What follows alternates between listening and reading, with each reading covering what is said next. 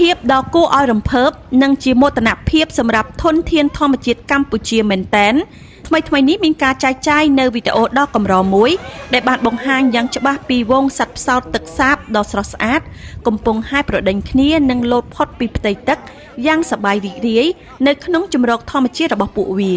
យោងតាមប្រភពវីដេអូវងសត្វផ្សោតដ៏គួរឲ្យស្រឡាញ់ទាំងនេះត្រូវបានប្រជាពលរដ្ឋនិងភ្ញៀវទេសចរឃើញនៅតាមដងទន្លេមេគង្គនៅក្នុងតំបន់អន្លង់ផ្សោតនៃភូមិសាស្ត្រខេត្តក្រចេះនិងខេត្តស្ទឹងត្រែងការបង្ហាញខ្លួនដោយភាពស្វាហាប់និងប្រកបដោយសុខភាពល្អរបស់វងសត្វផ្សោតទាំងនេះមិនត្រឹមតែធ្វើឲ្យអ្នកទស្សនាផ្ទាល់មានក្តីរំភើបញាប់ញ័រប៉ុណ្ណោះទេប៉ុន្តែក៏ជាសញ្ញាដ៏វិជ្ជមានមួយដែលឆ្លុះបញ្ចាំងពីភាពជោគជ័យនៃកិច្ចខិតខំប្រឹងប្រែងអភិរក្សរបស់អាជ្ញាធរពាក់ព័ន្ធអង្គការដៃគូនិងការចូលរួមយ៉ាងសកម្មពីសំណាក់ប្រជាពលរដ្ឋសហគមន៍នៅក្នុងមូលដ្ឋានផងដែរ